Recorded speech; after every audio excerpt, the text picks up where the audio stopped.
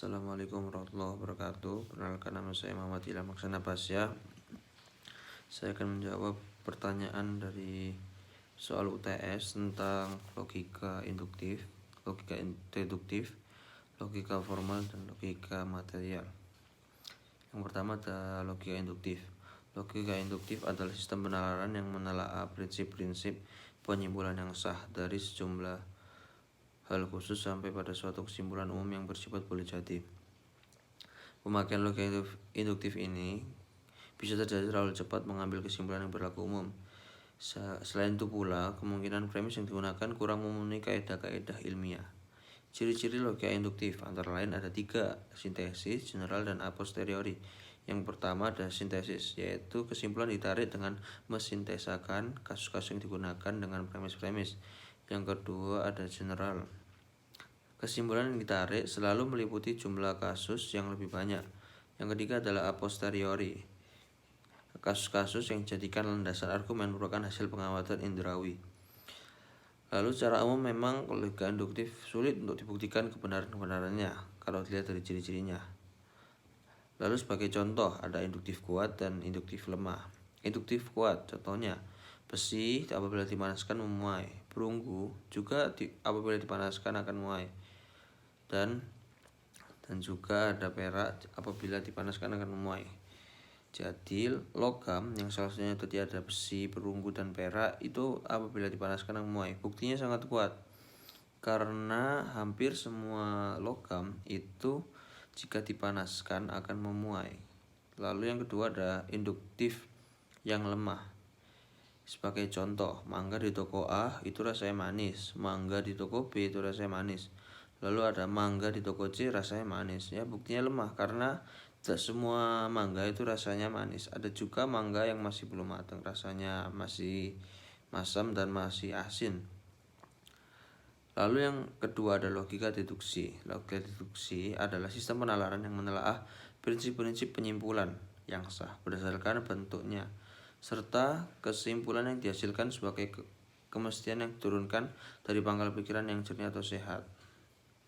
Atau disebut juga suatu ilmu yang mempelajari asas-asas atau hukum dalam berpikir. Hukum tersebut ditaati supaya pola berpikirnya benar dan mencapai kebenaran.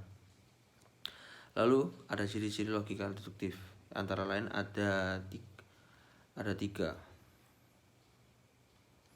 yaitu analitis, tautologies, dan a priori. Analitis, kesimpulan daya tarik hanya dengan menganalisa proporsi-proporsi atau premis-premis yang sudah ada. Lalu yang kedua ada tautologies, kesimpulan ditarik sesungguhnya secara tersirat sudah terkandung dalam premis-premisnya.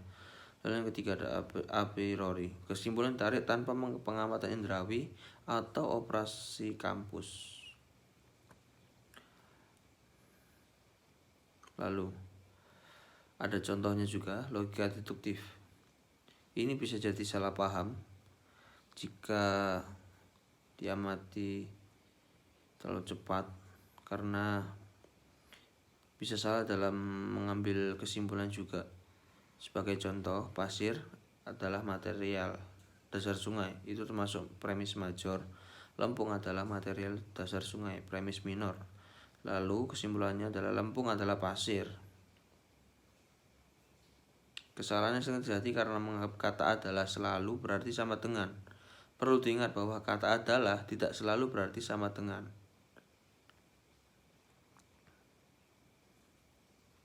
Lalu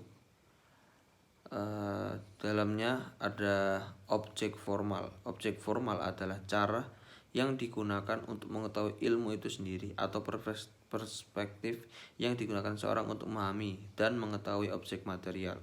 Sifat dari objek formal ada empiris, singkatnya jika objek adalah sesuatu yang dipelajari, sedangkan objek formal adalah cara untuk digunakan untuk mengetahui sesuatu pengetahuan itu sendiri.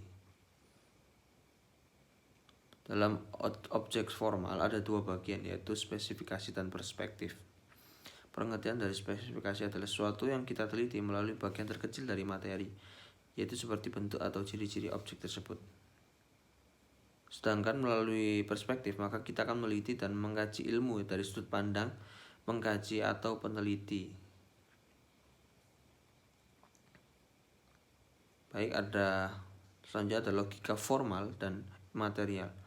Logika formal merupakan suatu logika yang berdasarkan pernyataan. Oleh sebab itu, pernyataan yang dijadikan yakni sebagai dasar dalam membuat kesimpulan harus relevan. Bentuk strukturnya juga harus tepat. Apabila dasarnya salah, maka di akhir kesimpulannya juga akan salah. Lalu yang kedua adalah logika material. Logika material merupakan suatu logika yang dapat membuat kesimpulan atau juga pernyataan itu dengan berdasarkan materi dan objektif. Jadi pada logika ini, materi ini memiliki peran penting, yaitu logika material ini disebut juga sebagai logika materialisme yang memiliki arti materi menjadi faktor yang utama dalam menyimpulkan sesuatu dengan cara tepat. Jadi logika material ialah logika yang mengambil kesimpulan itu berdasarkan kondisi objek atau materi, sehingga materi ini menjadi dasar dalam menciptakan pernyataan. Baik, terima kasih. Sekian dari saya. Wassalamualaikum warahmatullahi wabarakatuh.